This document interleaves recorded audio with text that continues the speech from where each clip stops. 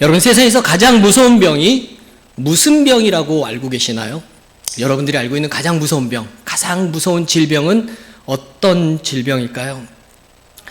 크게 아픈 것 같진 않은데 걸리면 100% 죽는 병이 있습니다. 치료 안 하고 놔두면 100% 죽는 병. 아주 무서운 병. 그 병의 이름은 우울증입니다. 우울증.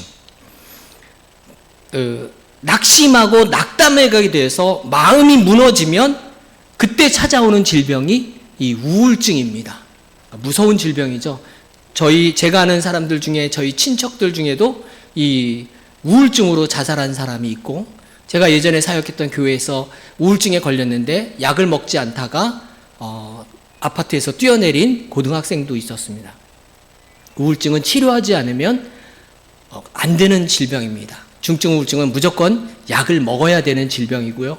그 단계가 가지 않도록 그 전에 상담과 또 신앙훈련이나 이런 걸 통해서 우리가 치료해야 되는 질병 중에 하나가 바로 우울증입니다.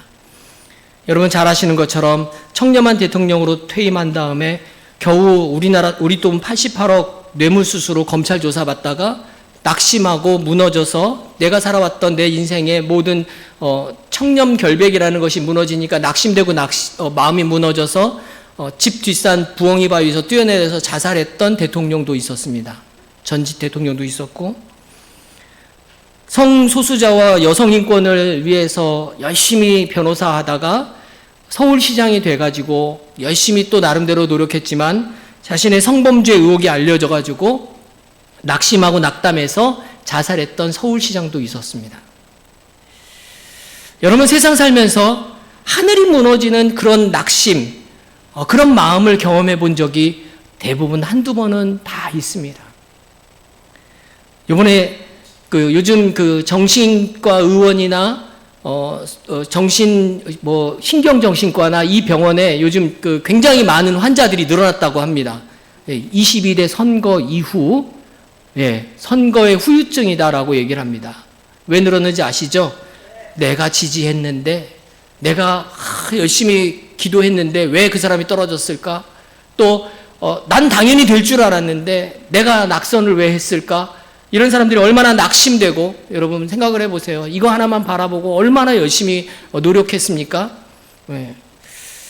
특히 성도들 중에 특정 정당을 지지하면서 열심히 했는데 한 표도 결국은 받지 못하고 민주당의 조롱거리가 되었던 정당도 있습니다. 기독교 정당도 있습니다. 어떤 권사님이 그 이야기를 하시면서 마음이 너무 낙심되고 무너져서 자기는 견딜 수가 없다고, 우리나라 이제 다 망했다고 막 이렇게 이야기를 하시더라고요. 그래서 제가 여쭤봤어요. 주님이 죽으셨나요? 주님이 돌아가셨나요? 그러면 2000년 전에 로마 교회의 성도들은 다 죽어야 되겠네요. 2000년 전에 여러분, 지금 우리가 예수 믿는다고 잡혀가서 죽는 시대 아니지 않습니까? 그 시대는 정부가, 국가가 예수 믿으면 다 잡아 죽이던 그런 시대였습니다. 그런 시대도 있었습니다. 그렇지만 지금은 그럴 정도는 아니잖아요. 근데 그게 뭐가 낙심이 됩니까? 그리스도인은 세상 살면서 고난받습니다. 이 세상은 하나님의 나라가 아니기 때문입니다. 이렇게 말씀을 드렸더니 그건 아는데 그래도 낙심이 됩니다. 이렇게 말씀을 하시더라고요. 여러분, 낙심되면요, 눈에 아무것도 보이지 않습니다. 마음이 무너지면 아무것도 손에 잡히지 않습니다. 그런 경험 해보셨죠? 그 마음을 누가 알겠습니까? 그리고 이런 마음이 육체적인 질병으로 이어지기도 하지 않습니까? 오늘 본문은 예수님이 부활하신 후 처음으로 제자들에게 자신을 보여주신 사건이 아닙니다. 이미 마리아에게도 보이셨고, 지난주 우리 담임 목사님 설교 때 엠마오 마을로 갔던 두 제자에게 나타나셨기도 하셨다가 사라지셨고, 그 후에 다시 제자들이 모인 자리에 예수님 또 나타나셨다가 사라지셨고, 오늘은 고기를 잡는 제자들에게 나타나십니다. 놀라운 건 엠마오 마을로 가는 그 제자들이 함께 갈 때에 예수님이 함께 가면서 성경을 풀어주시는데 그 제자들이 예수님을 몰라봅니다. 아니, 어떻게? 3년이나 같이 계셨던 그 예수님을 못 알아보죠? 왜 그들이 못 알아봅니까? 오늘 보니까 날이 밝아가는데 제자들 호숫가에서 예수님이 제자들을 부르십니다. 얘들아 하고 부르시는데 제자들이 예수님인 줄 못 알아봅니다. 그 거리가 얼마나 되는지 아십니까? 성경을 보니까 아까 읽으시면서 나왔죠. 50척이었다고. 이 이스라엘 사람들 그 옛날에는 이 치수 재는 개념들이 상당히 애매합니다. 왜 애매하냐면 이 한 척의 개념이 사람의 사이즈를 가지고 많이들 재고 정확한 도량이 없습니다. 그래갖고 왜 한 규빈 뭐 이런 거 얘기하면은 뭐 이 팔 하나에서 여기까지 사이 그러면 이 팔 긴 사람은 좀 많이 가져갈 수 있고 팔 짧은 사람은 조금 적게 가져가는 겁니다. 저처럼 팔이 길면 뭐 10규빗짜리 1000을 잘라가면 많이 잘라갈 수 있어요. 예. 그래서 옷장사 하시는 분들은 팔 짧은 사람들이 돈을 많이 벌고 팔 길면 안 돼요. 왜? 옷장수는 자기 팔 갖고 옷 재겠죠? 예. 아무튼 50척이면은 50척이라는 단위는 굳이 우리나라 그 미터로 환산을 한다면 이거 90m 정도밖에 되지 않습니다. 90m. 불과 90m 떨어진 곳에 예수님이 계시는데 얘들아 하고 부르실 때 너희에게 고기가 있니? 라고 물어보시는데 제자들은 예수님을 알아보지 못합니다. 예수님 바로 옆에서 걸어가면서 예수님이 성경을 풀어주시는데 그 말씀을 듣는데 예수님을 못 알아봅니다. 왜 그럴까요? 마음이 무너진 사람들은 압니다. 낙심이 너무 되는 사람들은 압니다. 그런 경험 있는 사람들은 다 압니다. 왜? 눈에 뵈는 게 없어요. 네. 아무것도 안 보여요. 눈이 깜빡이면. 심지어는 아무리 좋은 이야기도 귀에 들어오지 않습니다.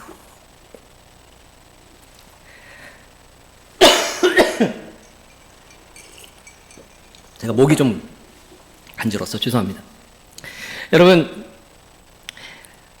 거기다 또 예수님이 제자들한테 나타나셨다가 계속 계셨으면 그나마 제자들이 조금 더 그래 주님이 나와 함께 살아나셨구나 이런 느낌이 들겠는데 예수님 제자들하고 막 걸어가시다가 갑자기 성경 풀어갖고 제자 눈이 밝아져 예수님 알아보니까 사라졌어요.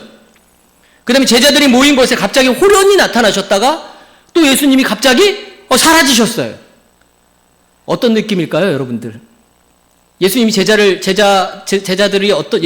예수님에 대한 느낌이 어떤 느낌일까요? 우리 예수님이 귀신인가 봐. 그런 느낌 안 들겠습니까? 부활하셨는데 부활하신 게 귀신으로 부활하신 거야. 그래서 막 나타났다 사라졌다 막 그래. 오죽하면 손가락을 넣어서 만져보라고 도마에게 말씀하시잖아요. 왜? 제자들이 그렇게 생각하고 있는 거예요. 왜? 갑자기 사라지시니까. 주님의 부활이 놀랍고 기쁘잖아요. 그런데 현실적으로 제자들은 마음에 와닿지 않는 겁니다. 왜? 주님이 부활하셨다 와닿지 않아요. 왜 와닿지 않냐면요. 지금 주님이 십자가에 죽으신 그 사건이 너무 큰 좌절로 다가왔기 때문에 그렇습니다. 그게 제자들의 마음입니다. 왜 제자들이 주님의 십자가 죽으심이 그렇게 큰 좌절이 됐는지 아십니까? 제자들이 생각한 예수님은 마치 모세가 애굽 땅에서 그 강한 나라 애굽 땅에서 히브리 민족들을 다 끌고 나와가지고 독립해갖고 그들을 갖다가 해방시켜 준 것처럼 그들 지금 자기네가 살고 있는 이 나라의 그 악한 왕 헤롯 왕과 그 다음에 로마의 압제 로마 황제들까지도 로마 제국에서부터 자신들을 해방시켜 줄 민족의 구원자 메시아로 바라보고 있었기 때문입니다. 그래서 주님이 이스라엘 구원하실 거야. 주님이 우리를 구원해 주실 거야. 이들의 믿음은 예수님이 이야기하는 구원과는 좀 다른 구원을 생각하고 있었다는 거죠. 주님이 3년 동안 어떻게 제자들에게 보여주셨는지 여러분들 잘 아십니다. 죽은 자를 살리시고요. 그죠? 불치병에 걸린 사람들, 고칠 수 없는 문둥병자를 고치시고요. 눈먼 자 눈을 뜨게 하시고 안진뱅이를 일으켜 세우십니다. 권위의 말씀으로 사람들을 갖다가 싹 끌고 가시고요.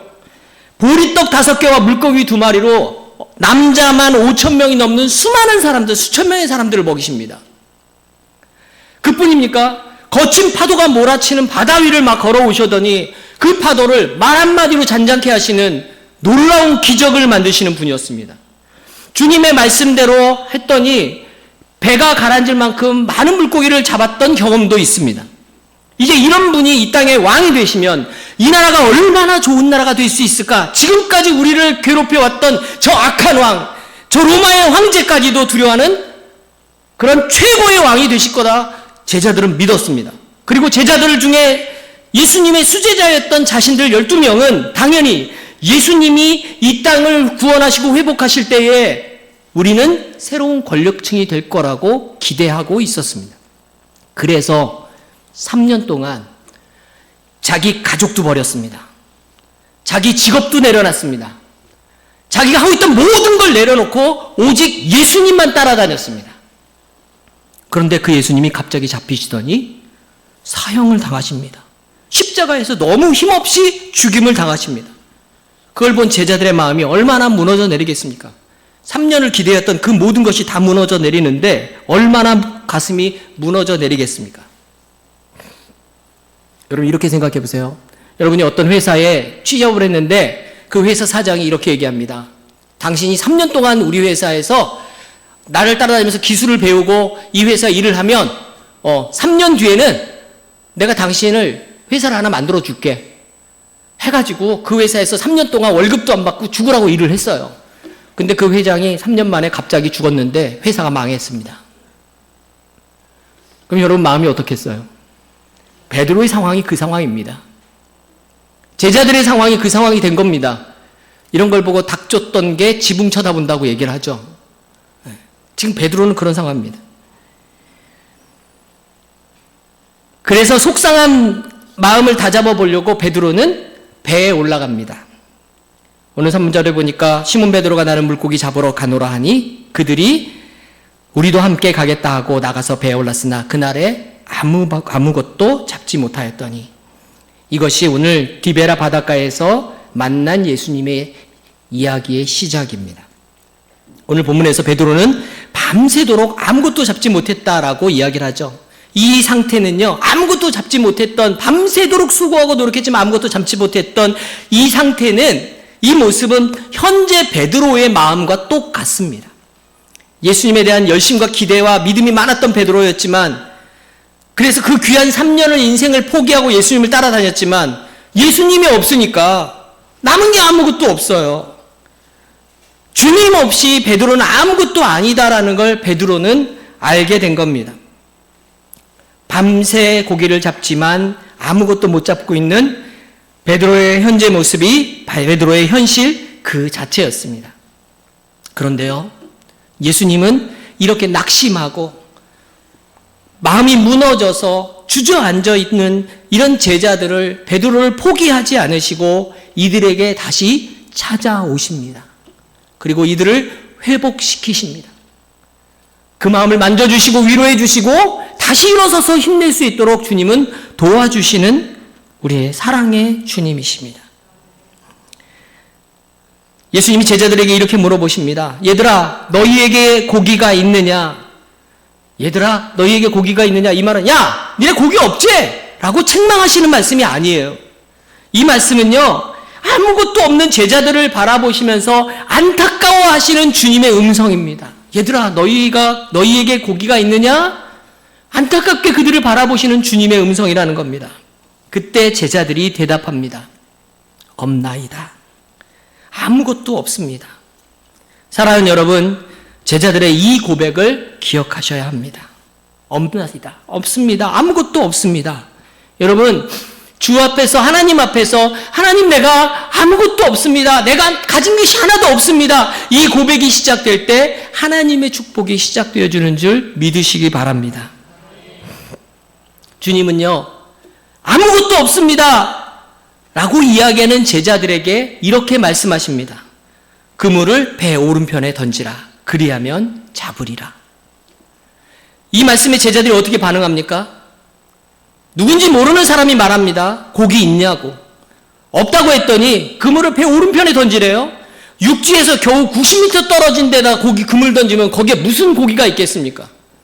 그런데 여기에서 우리가 왜 이렇게 생각할 수 있지만 제자들은 3년 동안 익숙하게 예수님한테 훈련받아서 자기도 모르게 그물을 내려놓습니다. 그물 던집니다. 그리고 고기가 너무 많이 잡혀서 그물을 들 수 없을 정도로 고기가 잡힙니다. 여러분 보세요. 아무것도 없다고 고백했더니 주님이 주십니다.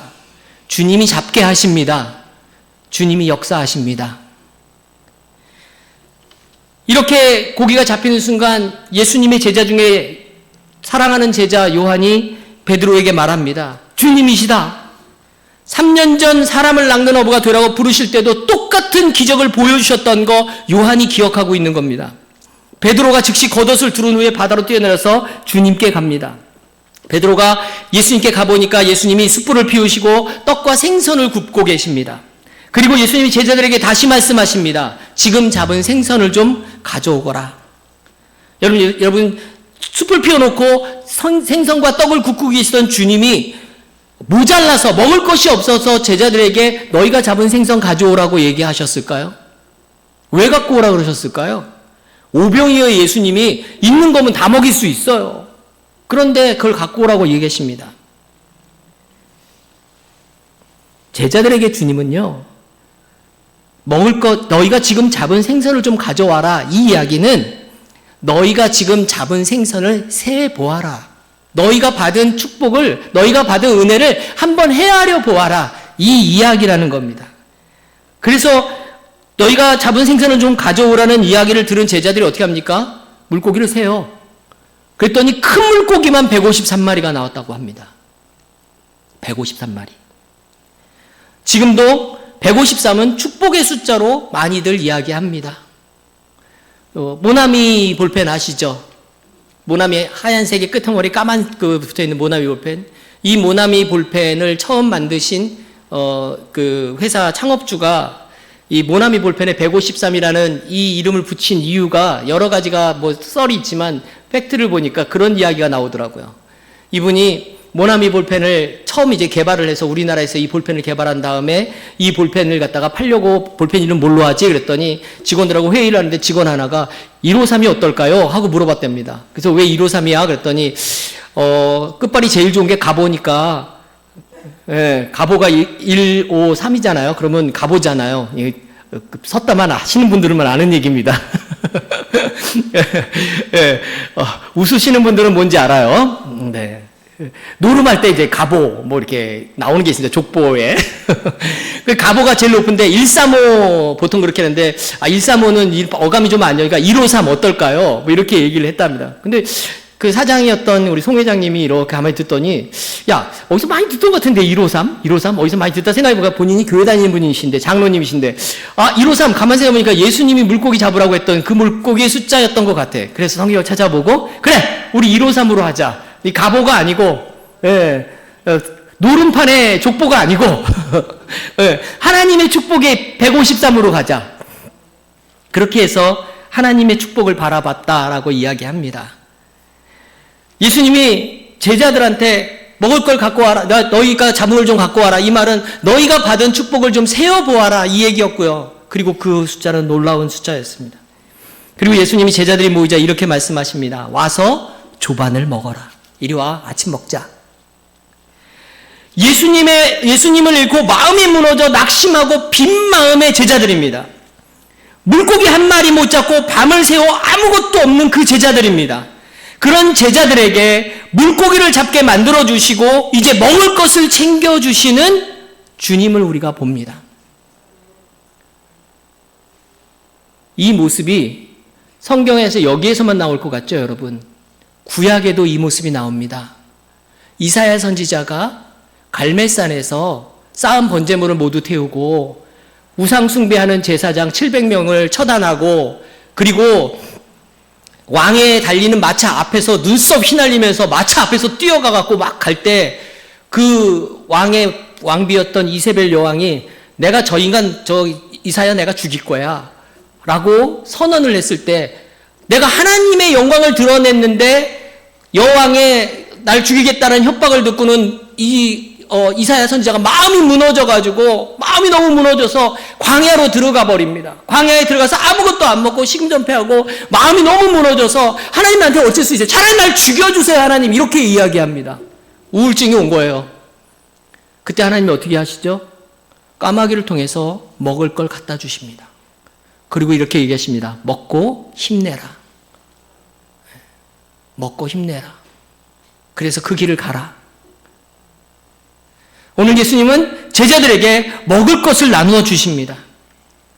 그리고 이제 예수님이 먹을 걸 먹은 제자들이 무엇을 해야 될지를 베드로를 통해서 말씀하십니다. 그 말씀이 바로 여러분들이 잘 아는 3번 예수님이 베드로에게 물어보시는 이야기입니다. 요한의 아들 시몬아, 내가 이 사람들보다 나를 더 사랑하느냐? 네가 날 사랑하니? 그런데 있잖아요, 한 번만 물어보시면 정말 좋겠는데 우리 예수님 뒷끝발 끝장내십니다. 네, 뒤끝 있으십니다. 어떻게 하죠? 3번 물어보십니다. 3번 물어보시니까 베드로는 마지막에 근심까지 됩니다. 아유, 큰일 났네. 네. 내가 사랑한다고 표현했는데. 근데 여러분, 이 말씀 속에는 여러분들이 놓치고 가는 부분이 있습니다. 왜 예수님이 3번 물어봤는지 아십니까? 헬라어 성경을 보면, 원어 성경을 보면, 이 사랑이라는 단어가 우리는 사랑 그러면 이렇게 사랑으로 보이지만 그 사랑이라는 단어가 좀 다르게 나옵니다. 예수님은 제자에게 뭐라고 물어보시냐면 베드로에게 네가 날 사랑하느냐라고 물어볼 때 아가파스, 그러니까 100%의 사랑, 그야말로 전능하신 하나님의 사랑, 이걸 가지고 물어보는 거예요. 완벽한 사랑, 철저한 사랑, 이걸 가지고 물어보시는 겁니다. 그런데 베드로가 뭐라고 대답하냐면 필로라고 대답합니다. 필로스, 뭐예요? 인간의 사랑입니다. 인간의 사랑 중에서 제일 끝머리에 있는 사랑. 사랑의 단계가 여러 가지 있어요. 에로스, 스토로게, 필레아, 그 다음에 아가페까지. 예, 사랑의 단계가 있거든요. 히브리어 성경에는 사랑을 단계로 나눠놨습니다. 에로스는 그냥 남녀 간의 육체적인 사랑. 스토로게적인 사랑은 친구와, 그러니까 이 단순한 육체적인 사랑을 넘어서서 친밀감을 가지고 있는 친구의 사랑. 그 다음에, 필레아 사랑은 여러분, 부모가 자식을 사랑하듯이 그렇게 인간이 할 수 있는, 부모가 자식을 사랑하는 사랑이 인간이 할 수 있는 최고의 사랑이라면서요. 네, 그 사랑. 그리고 아가파오는 하나님의 사랑. 단계가 있거든요. 근데 예수님은 베드로에게 아가파오메? 라고 물어보십니다. 네가 나 사랑하니? 너 퍼펙트한 사랑으로 나 사랑하니? 100%짜리 사랑으로 사랑하니? 하고 물어보십니다. 그런데 베드로가 뭐라고 대답하는지 아십니까? 필로세라고 대답합니다. 그러니까 나는 인간이 할 수 있는 정도의 60%짜리 사랑밖에 못합니다, 주님. 이렇게 대답을 합니다. 이 대답이 얼마나 놀라운 대답인지 아세요, 여러분? 그 전에 베드로가 뭐라고 했죠? 내가 주님을 위해서라면 죽기까지 주님을 따라가겠습니다. 막 이렇게 얘기했던 베드로입니다. 교만 덩어리 베드로. 그런데 그 베드로가 네가 100% 나 사랑하니? 라고 주님 물어보시니까 주님, 제가요 100%는 못 되고요. 내가 인간이 할 수 있는 최대한의 사랑으로 사랑합니다. 이렇게 물어봅니다. 그런데 주님이 또 물어보십니다. 네가 날 100% 사랑하니? 베드로가 아니요 주님, 제가 주님 할 수 있는 사랑 60%의 사랑으로 사랑합니다. 필로세, 이렇게 대답합니다. 주님이 3번째로 다시 물으실 때는 이제 주님은 베드로의 수준으로 내려오셔서 다시 물어보십니다. 뭐라고 물어보시는지 아시죠? 필레이스메, 이렇게 물어보십니다. 무슨 뜻이냐면 네가 60%의 사랑이라면 그 60%짜리 인간의 사랑, 인간이 할 수 있는 최대한의 사랑으로 날 사랑하니? 라고 이제 물어보십니다. 그랬더니 베드로가 근심하면서 이렇게 얘기합니다. 주님 아시지 않습니까? 내가 허물 많은 베드로인 거, 내가 최고로 사랑할 수 있는 것이 인간이 할 수 있는 60%의 사랑인 필로의 사랑인 것을 주님 아시지 않습니까? 나는 내가 할 수 있는 모든 사랑으로 주님을 사랑합니다. 이렇게 겸손한 고백의 사랑을 들으신 예수님께서 베드로에게 이제 이렇게 이야기하십니다. 내 양을 먹이라. 낙심에 빠져갖고 주저앉아 있는 제자들을 찾아오셔서 그들의 필요를 채워주시고 그들을 먹이시고, 그리고 예수님은 이제 먹인 다음에 그들에게 힘을 내게 한 다음에 이렇게 얘기하십니다. 내 양을 먹이라. 예수님의 양이 누굽니까? 누가 예수님의 잃은 양이고 누가 양떼들 속에 들어와 있는, 예수님의 양떼들 속에 들어와 있는 양입니까? 우리 옆에 계신 분한테 이렇게 얘기할게요. 옆에 계신 분한테 이렇게 합니다. 당신이 주님의 양입니다.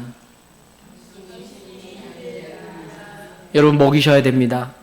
여러분이 먹일 양입니다. 주님은 그 이야기를 하고 계시는 겁니다. 잃어버린 양을 찾아서 먹이시고 교회 안에 있는 양들을 먹이시는 그런 믿음의 사람들이 되기를 원합니다.